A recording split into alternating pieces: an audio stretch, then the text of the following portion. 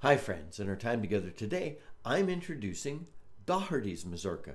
And this one, I like many, goes by a number of other names.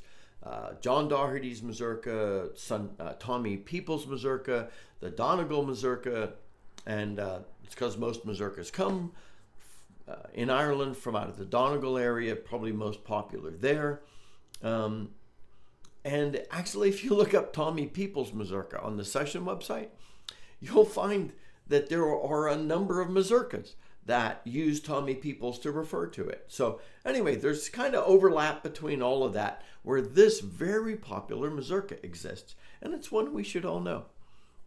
And today, to introduce this mazurka, I'm going to play the Carry Low D. This is Phil Hardy's, I hate to say entry-level low D.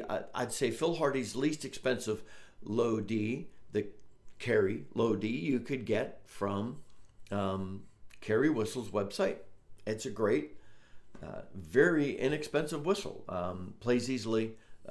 And so anyway, thought I'd use that today so that you could hear more whistles. We'll follow the usual pattern. I'll put a link at the top of the notes to this video so that you could access the page on my website from which to download the music and tabs for this fun tune. I'll stand and walk us through the A part at a steady pace, slower pace, and the B part, not using the repeats. And then in the play along with Scott's section, I'll pick up the pace just a smidge and we'll play through the entire tune. After that, we'll talk about some ornamentation and expression. And in a couple of days, I'll share a practice session of this mazurka so that you could get a sense as to where I am on that. We'll talk about some trouble spots I think you might encounter, and then what we know of the history of the tune. So, here is the A part.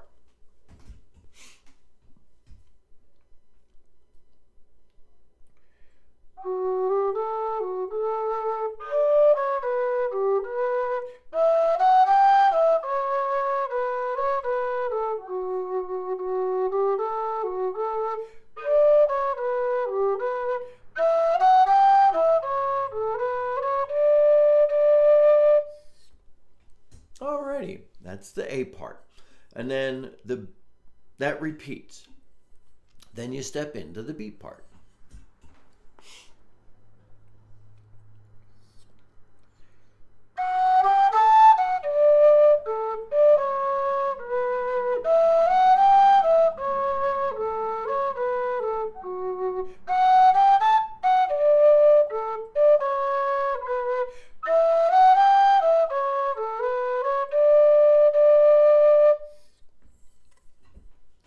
Alrighty, and before I play the play along with Scott section, a quick comment on the transcription I'm using, the setting I'm using.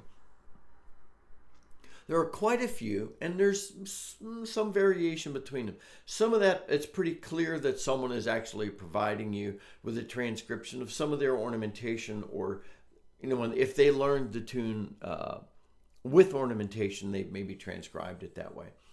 But you'll see it written very straightforward.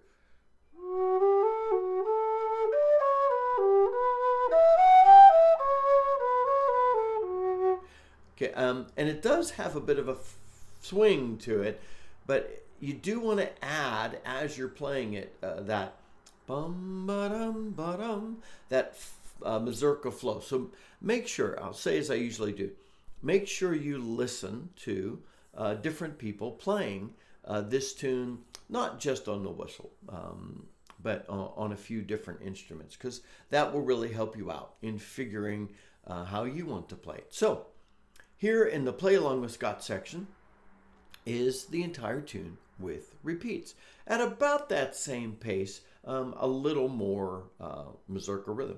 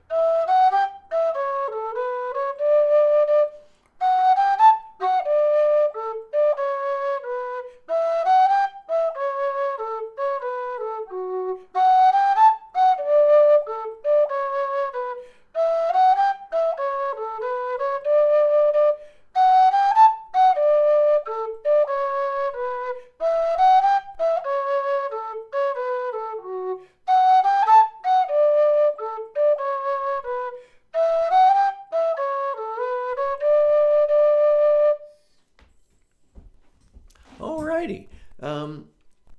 Use the gear on the screen, depending upon what device you're using. It's the top, bottom, to slow me down if you need to.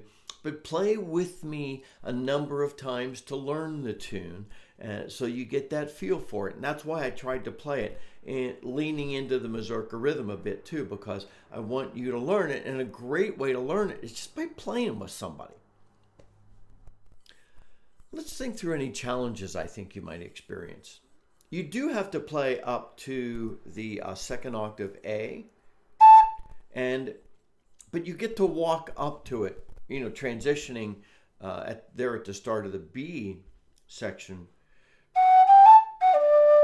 So you could tongue that if you want. You can ornament it. Those things will help you with that note. Again, work on the feel, the swing of the tune. There aren't really tons of troubles, I don't think, except some of those higher notes, but work on them. I don't want us to avoid them. I say this a good bit because you do have to play them. And the more you practice these things, the better you'll be at playing those notes. And bear in mind, some whistles require more push to play those notes than others.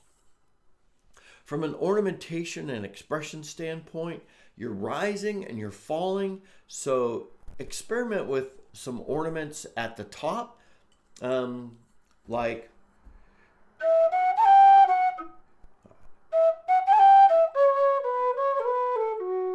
or on the descent. It's just on the right, a lot of fun. You do have some repeated notes too.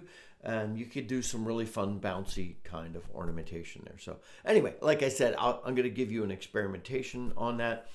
And for added fun, try sliding into a few of the notes too. You can get some, if you get enough of a pause between a lower and a higher note,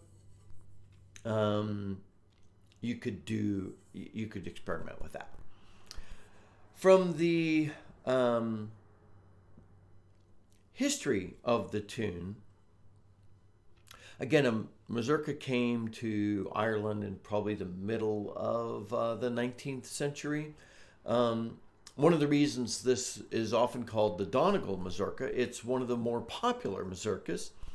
And like I said earlier, the mazurka style is most popular in Donegal. And so if this is one of the most popular mazurkas, and most mazurkas are popular in Donegal, then it would make sense, well, this is the Donegal Mazurka, And also, sometimes tunes get known by the name of the person who popularized them, not necessarily the person that wrote it.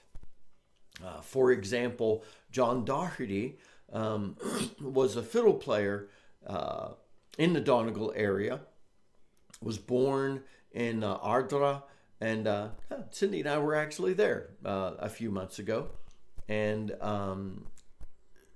he died in 1980, and he was a very popular fiddle player, because often a fiddle tune, listen to folks playing it on a fiddle, and it's also often called Tommy Peoples.